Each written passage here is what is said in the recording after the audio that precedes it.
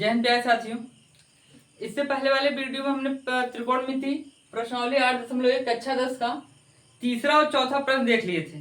आज हम देखेंगे पांचवा प्रश्न, जो ये कह रहा है कि यदि सेक थीटा बराबर 13/12 हो तो सभी त्रिकोणमिति अनुपात ज्ञात कीजिए।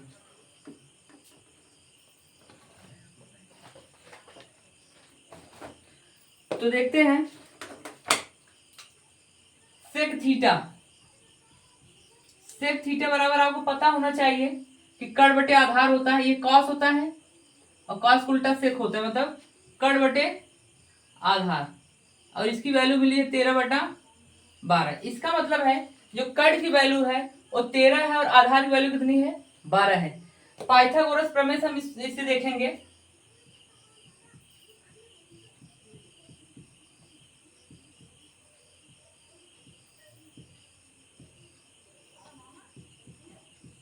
पाइथागोरस प्रमेय आपको पढ़ाया गया था, कर्ण स्क्वायर बराबर लंब स्क्वायर प्लस आधार square.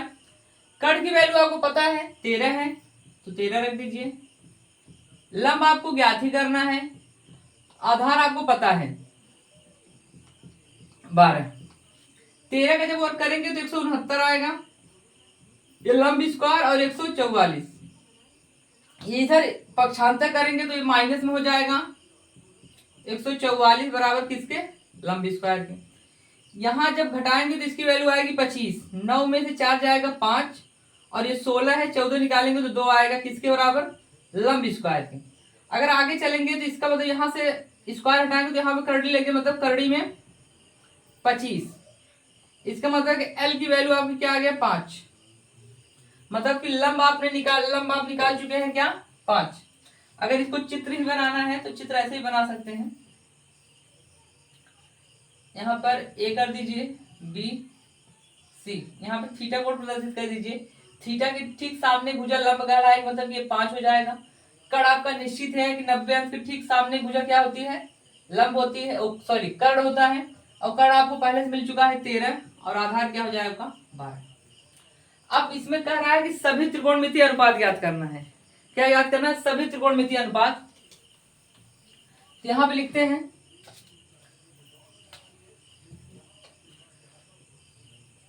Sine theta cos theta, और कॉस का उल्टा सेक इसमें दिया ही है, इसीलिए सिर्फ कॉस का याद करेंगे, सेक पहले से मिला है। उसके बाद टेन थीटा कॉसेक थीटा और कॉट थीटा। अब साइन थीटा बराबर आपको पता है कि लंब बटा कर्ण होता है, तो लंब आप निकाल ही चुके हैं, वैल्यू यहां से 5, और कर्ण आपको पता है दिया गया है 13, तो क्या हो जाएगा, 5/13 हो जाएगा। कॉस थीटा का होता है आधार बटे कर्ण। क्या होता है, आधार बटे कर्ण। तो आधार आपका कितना है, 12 है, सॉरी यहाँ पे आधार बटे कर्ण। आधार कितना है आपका 12 है, कर्ण कितना है 13 है। वैसे भी कॉस का उल्टा करने पर सेक आता है, सेक का उल्टा करने पर कॉस आता है। सेक की जितनी वैल्यू दी है तो सेक का उल्टा कॉस होता है, तो कॉस को जब सेक का उल्टा जब कॉस कर देंगे तो ये भी मान आपस में पलट जाएगा, मतलब 12/13 हो जाएगा जो यहाँ पर है। अब tan थीटा बराबर आपका लंब बटा आधार होता है, लंब बटा आधार होता है। लंब की वैल्यू आपको पता ही है, यहां से निकाले हैं 5, आधार आपको दिखाई दे रहा है यहाँ पर 12। साइन का उल्टा कॉसेक होता है, इसका मतलब इसका कर्ण बटे लंब हो जाएगा, और जब मान पलट जाएगा तो 13/5 हो जाएगा। tan का उल्टा कॉट होता है, इसका मतलब ये आधार बटे लंब हो जाएगा और 12/5 हो जाएगा। उम्मीद करते हैं आपको समझ में आया होगा। इस सवाल को एक बार हम फिर से देख लेते हैं। सवाल में कह रहा था कि यदि सेक थीटा बराबर 13/12 हो तो सभी त्रिकोणमितीय अनुपात ज्ञात कीजिए। सेक थीटा बराबर आपको पता है कि कर्ण बटा आधार होता है, जिसकी वैल्यू 13/12 है। पाइथागोरस प्रमेय से हम निकालेंगे कर्ण स्क्वायर बराबर लंब स्क्वायर प्लस आधार स्क्वायर। हमें लंब ज्ञात करना है, कर्ण हमें मिल चुका है, आधार हमें मिल चुका है। कर्ण की जगह 13 रखेंगे, लंब स्क्वायर ऐसे रहेगा, ए आधार आपको 12 मिला है तो 12 रख देंगे। 13 का जब हम वर्ग करते हैं तो 169 आता है, लंब स्क्वायर ऐसे रहने देंगे। 12 का वर्ग जब करेंगे तो 144 आएगा। इस 44 को इधर पक्षांतर करेंगे तो 169 में जब 144 घटाएंगे तो 25 आएगा। जब लंब का जो स्क्वायर लगा इसको हटाएंगे तो यहाँ पे करड़ी लग जाएगी। 25 को √25, इसका मतलब 25 को वर्गमूल निकालना है, जो निकल के आएगा 5। ये हमारा लंब निकल के आया। अब सवाल में कह रहा था कि सभी त्रिकोणमितीय अनुपात ज्ञात कीजिए। तो साइन, त्रिकोणमितीय अनुपात टोटल 6 होते हैं। साइन होता है कॉस, टैन, कॉसेक, सेक और कॉट। तो इसमें सेक का मान तो दिया ही था, तो 5 में और मतलब 5 त्रिकोणमितीय अनुपात और निकालने थे। तो साइन थीटा बराबर लंब बटा कर्ण। तो लंब की वैल्यू क्या है, अभी आपने निकाला है 5, तो हमें 5 रख दिए। कर्ण की वैल्यू आपको दिखाई दे रही है कि 13 है। कॉसेक, जब कॉस पे चलेंगे तो कॉस बराबर होता है आधार बटा कर्ण। तो कॉस की वैल्यू, आधार यहाँ से पता है 12 है, कर्ण आपका 13 है। टैन निकालने जाएंगे तो लंब बटा आधार होता है, लंब जो है 5 है, आधार यहाँ से आपको पता ही है कि 12 रखा गया है। साइन का उल्टा कॉसेक होता है। तो ये मान आप चाहे डायरेक्ट पलट के लिख लो, चाहे कर्ण बटा आधार करके, सॉरी कर्ण बटा लंब करके इसको निकाल लीजिए। और टैन का उल्टा कॉट होता है। उम्मीद करते हैं आपको समझ में आया होगा। इसका स्क्रीनशॉट लेना चाहें तो ले सकते हैं। इसके बाद हम अगला प्रश्न देखेंगे, प्रश्न नंबर 6।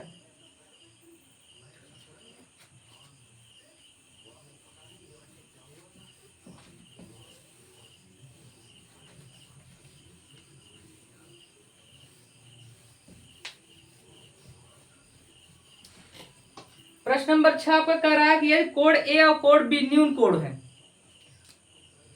कोण ए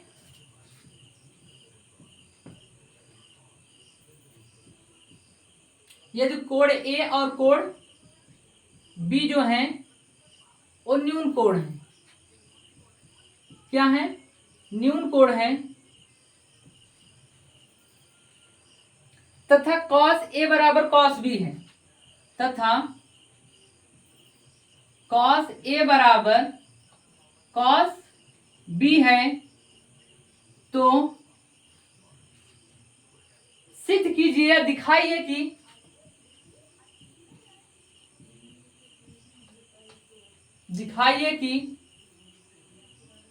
कोण ए बराबर कोण बी।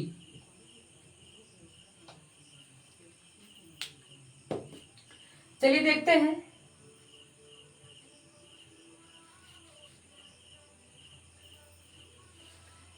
यहां देखते हैं हमें मिला क्या है, कॉस ए। पहले अगर सब एक चित्र बना सकते हैं यहां सर, देखो यहां पर कर रहा है कोण ए और कोण बी जो है वो न्यून कोण है। तो ध्यान समझिएगा कि कोण ए यहां रखेंगे, कोण बी यहां रखेंगे और कोण सी यहां पे रखेंगे। क्योंकि अगर हम कोण ए यहां रख दें या बी यहां रख दें तो गलत हो जाएगा सवाल। क्योंकि सवाल में कह रहा है कि ए और बी जो है न्यून कोण है, ना कि समकोण है। यहाँ पे जो कोण बनता है वो समकोण होता है, 90 अंश का होता है। इसलिए हमने कोण सी यहाँ पे रखा है इस बार। अब यहां देखते हैं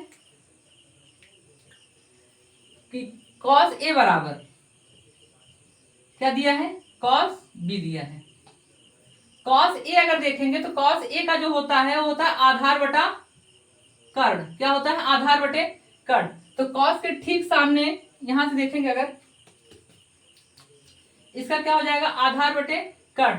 तो कॉस ए यहां पे बन रहा है, ये आधार है, एसी है, कर्ण क्या होगा, ए बी होगा।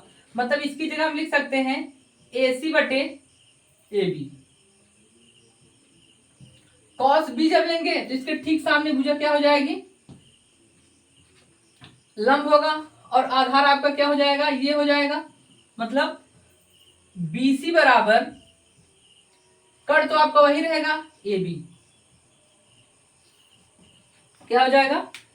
अब देखिए यहां से अगर आगे चलेंगे तो तुलना करने पे देखेंगे तो एसी बराबर क्या आएगा, बीसी आएगा। और समान भुजाओं के जो सम्मुख कोण होते हैं, समान भुजाओं के सम्मुख कोण,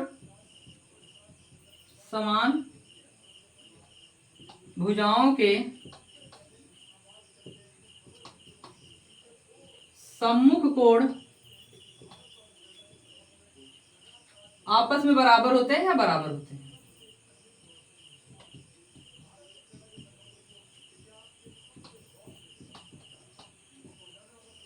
तो यहां से कोण ए बराबर कोण बी हो जाएगा, और यही हमें सिद्ध करके लाना था। क्योंकि AC बराबर BC आ गया तो बताया जा रहा है समान भुजाओं के जो सम्मुख कोण होते हैं वो आपस में बराबर होते हैं। उम्मीद करते हैं आपको ये समझ में आया होगा। अगला प्रश्न हम मिलेंगे अगली वीडियो में लेके, तब तक के लिए धन्यवाद।